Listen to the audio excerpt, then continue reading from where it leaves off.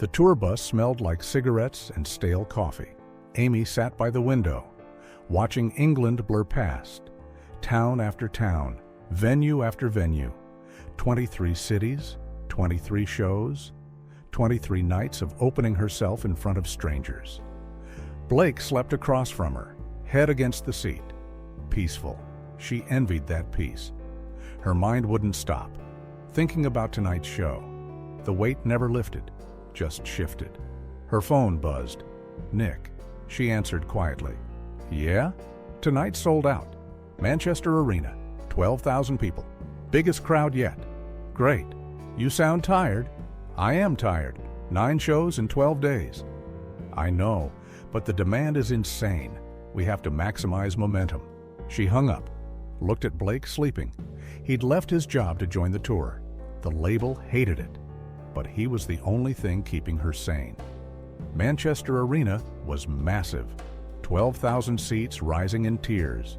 The stage looked small from backstage, a tiny island in an ocean of people, all waiting, all expecting, all judging.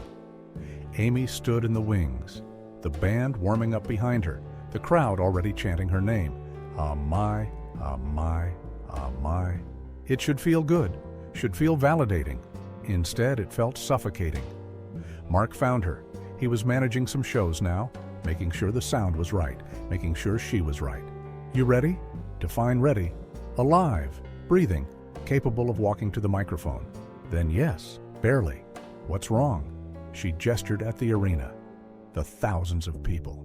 How do I give 12,000 people an intimate performance? How do I make them feel something real when there's a football field between us? You do what you always do. You feel it first, they'll follow. What if I can't feel anything tonight? What if I'm too tired, too numb, too empty? Mark took her shoulders, gentle but firm. Then you fake it till you find it. Start performing. The feeling will come. It always does with you. The lights dropped. The crowd erupted. 12,000 voices becoming one roar. Amy walked onto the stage.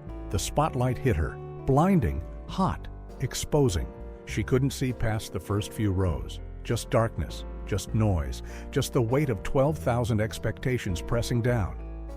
The band started. Addicted, fast tempo, energy. She grabbed the microphone, opened her mouth, and sang. The first verse felt mechanical, going through motions, hitting notes, delivering lines, professional, competent, dead inside. But then the chorus hit, and something shifted. The crowd sang with her, 12,000 voices knowing every word, feeling every word, and their feeling triggered hers, like a circuit completing. By the second verse, she wasn't performing anymore.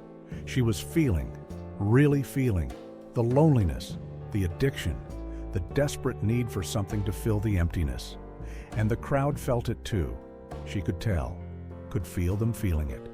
This was why she did this, not for the money, not for the fame, for this connection, this shared moment of honest emotion. 12,000 people feeling the same thing simultaneously. Magic. The set list was brutal. Every song an emotional excavation. You Know I'm No Good. Back to Black. Love is a losing game. No filler, no light songs, just truth. Dark, heavy, beautiful truth. Between songs, Amy spoke little, just enough to breathe, to reset, to gather strength for the next emotional assault. This one's about loving someone who's bad for you, she said before tears dry on their own. And staying anyway, because bad love is better than no love, or so we tell ourselves. The crowd laughed, dark laugh, recognition. They'd all been there. That's why the songs worked. Universal specificity. Her pain was everyone's pain. Midway through the set, her voice started cracking. Not from technique, from emotion. The lyrics hitting too close. The performance becoming too real. She looked off stage, found Blake watching.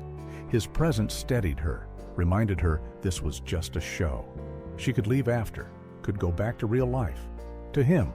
But the crowd didn't want a show. They wanted authenticity, wanted the cracks, wanted proof she meant it, so she gave them cracks, gave them vulnerability, gave them the truth of her exhaustion. Back to Black came near the end. The song that defined everything. Amy stood at the microphone. The intro started, slow, mournful, heavy. She closed her eyes, didn't want to see the crowd, didn't want to perform this one, just wanted to feel it, to be in it, to let it hurt. The first verse came out broken, not technically broken, emotionally broken, like someone barely holding together. The crowd went silent, completely silent, 12,000 people holding their breath. She sang about going back to black, about choosing pain over numbness, about loving someone who would destroy her, and meaning every word, living every word. Halfway through, tears started. She didn't fight them, let them fall, let the makeup run, let the armor crack. This was the price of honesty. This was what real felt like. The crowd didn't move, didn't cheer, just witnessed, like watching someone confess in church, sacred, private, shared. When the song ended, silence, then applause, not excited applause, respectful applause, understanding applause. They'd seen something real, something raw, something most performers would never give. Backstage, Amy collapsed. The emotion had drained everything. Blake caught her, held her up. "You okay?" "I don't know. I gave them everything. I don't know if there's anything left." "There is. There's always more. That's the problem." The tour continued. Birmingham, Glasgow, Leeds, every night the same. Walk on stage empty. Give everything. Walk off emptier. Repeat. Amy started keeping a notebook, writing between shows, documenting the cost, the toll, the weight. 12,000 people felt something tonight, she wrote after Glasgow. And I felt nothing. Gave feeling to strangers. Had none left for myself. Is this sustainable? Can I keep mining my pain for public consumption? What happens when the mine runs dry? Blake read it over her shoulder. Maybe you need to stop mining, start living, create new material instead of performing old wounds. These songs are barely a year old. They're not old wounds. They're current bleeding. Exactly. You're bleeding in public every night. Eventually you'll run out of blood. She knew he was right, but didn't know how to stop. The tour was booked, the tickets were sold, the expectations were set. The show must go on, even if the show was killing her. London, Brixton Academy, hometown show. The crowd was different here. Friends, family. People who knew her before, people who remembered the girl before the armor. Amy felt the difference the moment she walked on stage. These people weren't strangers consuming her pain. They were witnesses to her journey. Supporters. Real humans who cared about Amy, not just Amy Winehouse. She sang differently that night. Less performance, more conversation, like singing in Ray's pub, just bigger. She talked between songs, told stories, made jokes, let them see the person behind the persona. I wrote this next one at 3 in the morning, she said before Wake Up Alone, because 3 a.m. is when all your demons come out to play, and loneliness feels heaviest.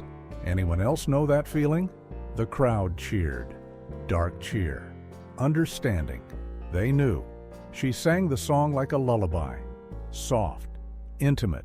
Like she was alone in her flat. No performance. Just truth. Just feeling. Blake stood side stage. She could see him. Drew strength from him. This was different from other shows. This felt sustainable. This felt real. This felt like something she could do forever. After the show, Ray came backstage, found her in the dressing room. "That was the best I've seen you." "Yeah? Yeah. You were you. Not trying to be anything else, just Amy. That's all anyone really wants. The industry wants more than that. They want spectacular. They want perfect. They want what sells tickets. Tonight sold tickets. And you weren't trying. You were just being. Remember that." The exhaustion was accumulating, not just physical, emotional. Every show took something. Every performance cost something. The withdrawals were adding up. Amy started sleeping through days. Missing sound checks, Arriving late to venues, the label got concerned. Called Nick. Nick called Amy. "You need to take care of yourself." "I'm fine." "You're not fine. You're exhausted. The crew is worried. The band is worried. Blake is worried. Blake worries professionally. It's his job." "This isn't funny, Amy. You can't maintain this pace. You'll break. Then I'll break. Better to break honestly than survive by faking it." Nick went quiet. "What do you need? What would help?" "Less shows, more rest, permission to be human, permission to have off nights without everyone panicking. The tour is booked." "Then unbook it. Cancel some dates. Add rest days. Something. I can't keep doing this." "I'll talk to the label," but they both knew the label wouldn't change the schedule. The momentum was too valuable. The album was too hot. Amy Winehouse was too profitable. Her well-being was secondary to the business. Dublin, 3 nights at the Olympia, smaller venue, more intimate. Amy requested the change. Needed to feel human again. Needed to see faces instead of darkness. The first night went well, connected, real, honest. But the second night was different. Amy woke up empty. Nothing left to give, nothing left to feel. Just hollow, she told Blake. "I don't think I can do it tonight." "Then don't. Cancel. Rest." "I can't cancel. 2,000 people are coming.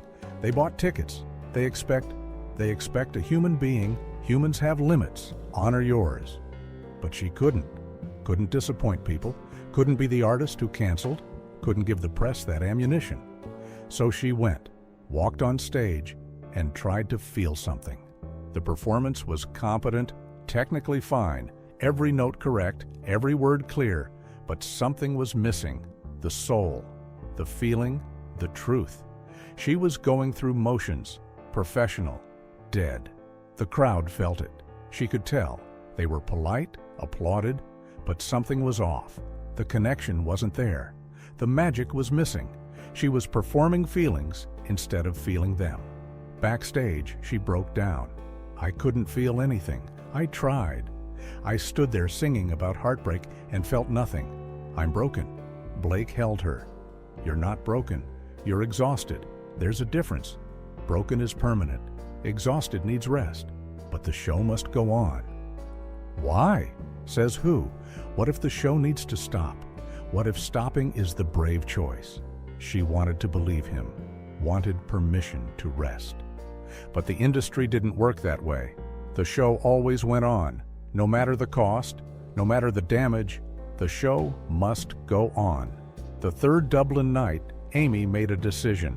She walked on stage, looked at the crowd, and spoke honestly. "I'm going to be real with you. I'm exhausted. I've done 20 shows in a month. I'm running on fumes. So tonight might not be perfect. Tonight might be rough, but it'll be honest. Is that okay?" The crowd erupted. Cheering, understanding, permission granted. She sang differently that night.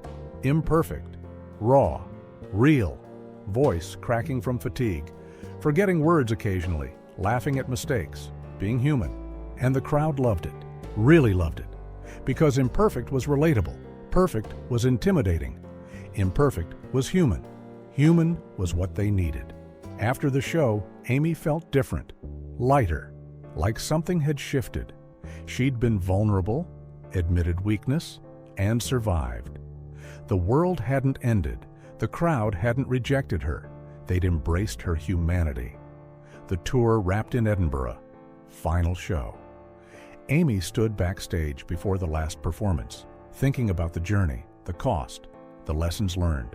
26 shows, 26 cities, 26 nights of emotional excavation. She was different now, changed, not broken. Changed. Blake found her. "Last one. Last one. How do you feel?" "Empty, full, grateful, exhausted, everything and nothing." "That sounds about right." She walked on stage for the final time. The Edinburgh crowd was electric. Final show energy. Everyone knowing this was special, temporary, precious. Amy sang every song like it mattered, because it did. Each one a memory, each one a moment. Each one proof she'd survived. She'd given everything.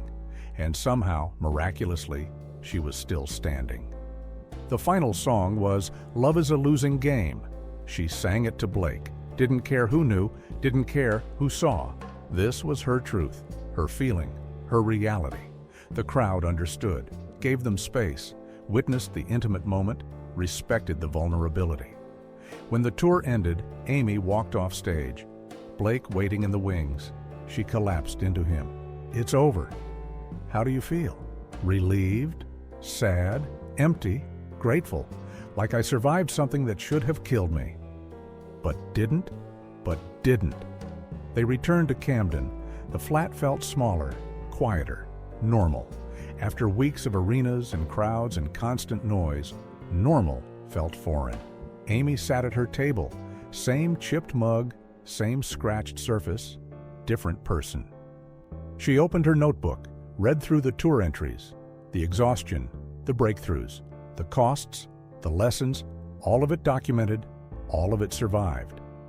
She wrote one final entry: "The show must feel, not must go on. Must feel. If I'm not feeling it, they won't either. Honesty over perfection, vulnerability over performance, humanity over spectacle.